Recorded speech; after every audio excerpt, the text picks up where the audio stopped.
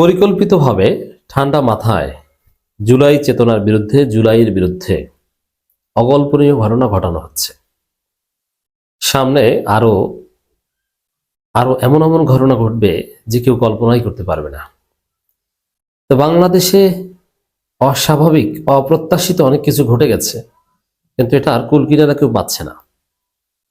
কিন্তু আমি একটা কোহেরেন্স পেয়েছি, আপনাদেরকে এখন বোঝাবো, শোনাবো। খেয়াল করেন, আসলে আমাদের জুলাইয়ের চেতনা, জুলাই যুদ্ধ, এটাকে ধীরে ধীরে ভুলিয়ে দেওয়া হচ্ছে এবং ক্রিমিনালাইজ করা হচ্ছে।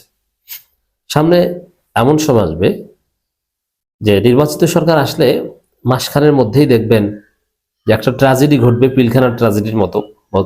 সেখানে অনেক জুলাই যোদ্ধাকে হত্যা করা হবে এবং ধীরে ধীরে এমন পরিস্থিতি তৈরি করা হবে, শীর্ষস্থানে জুলাই যোদ্ধারা কেউ বাঁচতে পারবে না।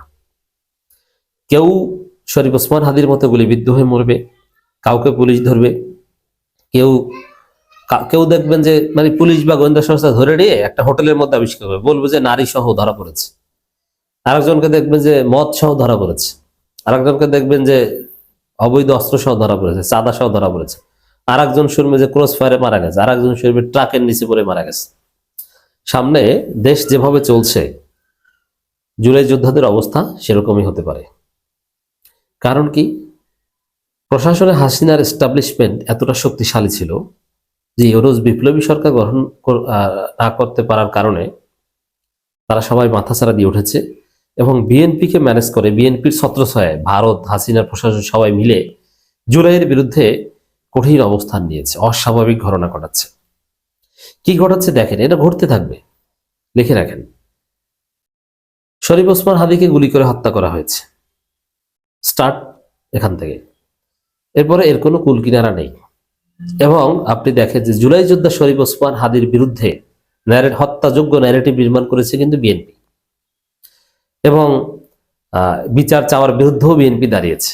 কি বলছে যে না, ইনকিলাব মঞ্চকে ব্যবহার করে এই করা হচ্ছে, সেই করা হচ্ছে, মানে কেউ বিচার চাচ্ছে না, কান্নাকাটি করবে। মানে আগামী দিনে বাংলাদেশে জুলাইকে কিভাবে উপস্থাপন করা হবে যদি বিএনপি ক্ষমতা আসে, স্পেশালি যে জুলাই একটা কিছু হয়েছে, কাঁদো বাঙালি কাঁদো, প্রত্যেক বছর জুলাই আগস্ট আসলে কান্না করো, কালো ব্যাজ ধারণ করো আর কান্নাকাটি করো, মিলাদ পড়ো। কিন্তু পুলিশ হত্যা যারা করেছে, রাষ্ট্রীয় সম্পত্তি যারা বিনষ্ট করেছে, তাদেরকে ধরো, ফাঁসি দাও, কোনো আইনি ভিত্তি থাকবে না, জাস্ট ইমোশন হিসাবে থাকবে। জুলাই যোদ্ধারা ইমিউনিটিস পাবে না, তাদের যে দায় মুক্তি সেটা তারা পাবে না। তাদেরকে বিভিন্ন অপরাধে ফাঁসতে হবে, যেটা শুরু হয়েছে ওসমান হাদির ঘটনা থেকে। ওসমান হাদির মতো শীর্ষস্থানে জুলাই যোদ্ধা এবং বিপ্লবীকে হত্যা করা হয়েছে এবং এটা স্পষ্ট যে এর সাথে রাষ্ট্রযন্ত্র কোনো না কোনোভাবে জড়িত, যার ফলে কুল কিনারা আমরা পাচ্ছি না এবং আসল অপরাধীদের হয়তো বা বাঁচিয়ে দেওয়া হচ্ছে। মাস্টার মাইন্ডে হয়তো বা ধরাছোড়ার বাইরেই থাকবে। 7 তারিখ যে চার্জশিট দেওয়া হবে সেখানে হয়তো বা আপনি কিছু ব্যক্তিকে আসামি দেখতে পাবেন, কিন্তু আসল রহস্য উদ্ঘাটন হয় কিনা সন্দেহ আছে। এরপরে আরেক জুলাই যোদ্ধা মাহাদিকে গ্রেপ্তার করা হয়েছে, ডিবি তাকে তুলে নিয়ে গেছে, তিনি জামিন পেয়েছেন, কিন্তু একসাথে তো আর ঘটনা বড় আকারে ঘটবে না, এইভাবে ধীরে ধীরে ধীরে ধীরে হবে। এক একটা টেস্ট কেস হাসিনার পুলিশ বাহিনী, বিএনপির সহায়তায় ভারতপন্থী পুলিশ বাহিনী, এরা সফল হচ্ছে, এমনকি ডক্টর ইউনূস সরকার এখানে নিরুপায়। দেখেন, প্রথম কথা হচ্ছে যে মাহাদিকে ধরে নিয়ে গেছে, তাকে কিন্তু কেউ ছাড়াতে পারেনি, তিনি জামিন পেয়েছে, তার ডিফারেন্ট। জামিন তো হত্যা মামলার আসামিও পায়, হত্যা মামলার আসামি কিন্তু জামিনযোগ্য, এটা জানেন কিনা? যারা আইনের ছাত্র তারা ভালোভাবে জেনে থাকেন, যে কোনো হত্যা মামলার আসামি জামিন পেতে পারে, রায় হওয়ার পর তাকে জেলে থাকতে হবে। সাধারণত যারা খুনের মামলায় গ্রেপ্তার হয় তারা কয়েক মাসের মধ্যে জামিন পায়, 3 মাস 4 মাস, সর্বোচ্চ 6 মাস, এর বেশি লাগার কোনো প্রশ্নই আসে না। অতএব দর্শক,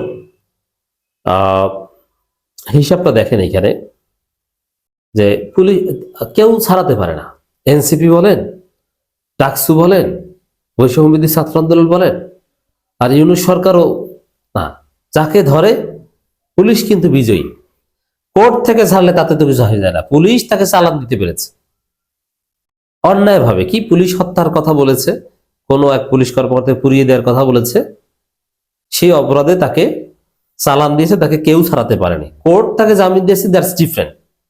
কিন্তু পুলিশ থেকে কেউ ছাড়াতে পারেনি।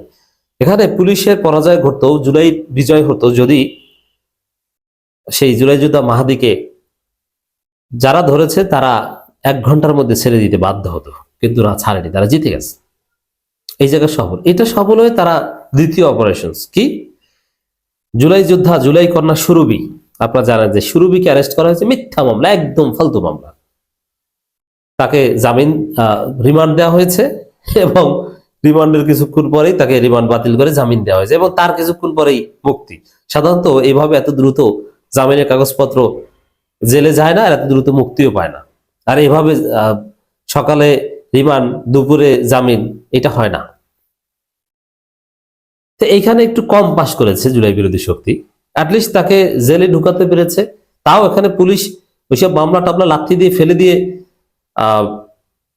ছেড়ে দিয়েছে, বিষয়টা কিন্তু এরকম নয়, কোর্টে পাঠাতে পেরেছে। মানে পুলিশ সফল, তারা জুলাই যোদ্ধাদের জুলাই কন্যাদের হয়রানি করতে ধরতে সফল। সামনে দেখবেন যে কোনো এক জুলাই যোদ্ধাকে কোনো একটা মামলায় ফাঁসিয়ে 1 মাস জেল খাটিয়েছে, তারপরে দেখবেন যে আরেকজনকে 2 মাস জেল খাটিয়েছে, তারপরে আরেকজনকে দেখবেন যে 6 বছর জেল খাটিয়েছে, তারপরে দেখবেন যে আরেকজন বা আরো কয়েকজন জুলাই যোদ্ধাকে যাবজ্জীবন কারাদণ্ড দিয়েছে, তারপরে দেখবেন যে ফাঁসির রায় দিয়েছে, তারপরে দেখবেন ফাঁসির রায় কার্যকর হয়েছে। আর এর মধ্যে এটা হচ্ছে আইনি ভাবে এই ভারতীয় এস্টাবলিশমেন্ট এমন ভাবে বহাল আছে, তারা জুলাই যোদ্ধারা বিশেষ করে যারা থানা পোড়ানো কিংবা পুলিশ হত্যায় জড়িত তাদেরকে এই অবস্থা করবে। অথচ এটা বীরশ্রেষ্ঠের মর্যাদা পাওয়া উচিত। এটা একটা যুদ্ধ ছিল, সেই যুদ্ধে যারা থানা পুড়িয়েছে, পুলিশ হত্যা করেছে, এই কারণেই তো হাসিনার পতন হয়েছে। কিন্তু না, ভারতের এস্টাবলিশমেন্ট এমন ভাবে এখনো বহাল, এই কাজ যারা করেছে তাদের বাঁচাতে পারবে না। এমনকি দেখেন, জুলাই ঘোষণাপত্র নামের একটা কিছু হয়েছিল, সেই জুলাই ঘোষণাপত্রে আর্টিকেল 24-এ সমস্ত জুলাইয়ের কর্মকাণ্ডের জন্য জুলাই যোদ্ধাদের দায় মুক্তি দেওয়া হয়েছে, কিন্তু সেই দায় মুক্তি কার্যকর হচ্ছে না, ওটা পুলিশ গুনছে না।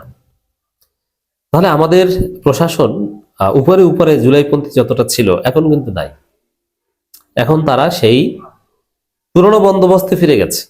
এবং এটা সম্ভব হয়েছে বিএনপিকে ম্যানেজ করে, কারণ বিএনপি শেল্টার দিয়ে যে তোমরা করো, আমরা আছি। এই জন্য দেখবে যে জুলাই যোদ্ধাদের হয়রানি, জুলাই যোদ্ধাদের জেলে নেয়া, জুলাই যোদ্ধাদের রিমান্ডে নেয়া এবং শরীফ ওসমান হাদি হত্যা, এগুলো নিয়ে বিএনপির কোনো পলিটিক্যাল ভয়েস নেই। বিএনপি যতটুকু করে অতটুকু বাধ্য হয়ে করে। যেমন ওসমান হাদির জানাজায় 2-1 গিয়েছে, তারেক রহমান কবর জিয়ারত করতে গেছে, এটা বাধ্য হয়ে লোক দেখানো। কিন্তু সিনসিয়ারলি এই জুলাই যোদ্ধাদের বিরুদ্ধে যে ভয়ানক ঘটনা শুরু হয়ে গেছে, এখানে বিএনপির কোনো ভয়েস নেই, বিএনপি কিচ্ছু বলছে না, সামনে বলবেও না। এবং সরকারও কিছু বলছে, সরকার ওই পুলিশের সাথে মানে ইন্ডিয়ান এস্টাবলিশমেন্টের সাথে পারছে না, টেস্ট কেসে ওদেরকে সফল করে দিয়েছে। তারপর আসিফ নজরুল বলছেন খোঁজ নিয়েছি, সুরভি দ্রুত প্রতিকার পাবে। আরে কিসের দ্রুত প্রতিকার? এখানে হয়রানি করা হয়েছে, যে মামলা টামলা লাথি দিয়ে এসআই সহ বের করে দায়ু সহ কাগজপত্র ছিঁড়ে ফেলো, মুক্তি দিয়ে দাও, না আইনি প্রতিকার পাবে, এইটি হচ্ছে দান্দাবাজি। যেমন ফাঁসির রায় হয়েছে, ঠিক আছে, আপিল করো।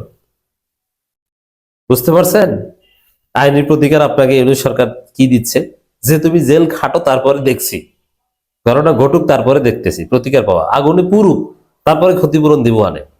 এই হচ্ছে অবস্থা দর্শক। এবং পুরো রাষ্ট্রযন্ত্র এদেরকে ফাঁসাচ্ছে, বিশেষ করে যারা আওয়ামী লীগের বিরুদ্ধে অতি সোচ্চার, ধানমন্ডি 32-এর বিরুদ্ধে যারা খুব সিরিয়াস ছিল, তাদেরকে ধরে ধরে ধরে ধরে ধরে আজকে করুণ পরিণতি করা হচ্ছে। সামনে অঘটনের অপেক্ষায় আমরা।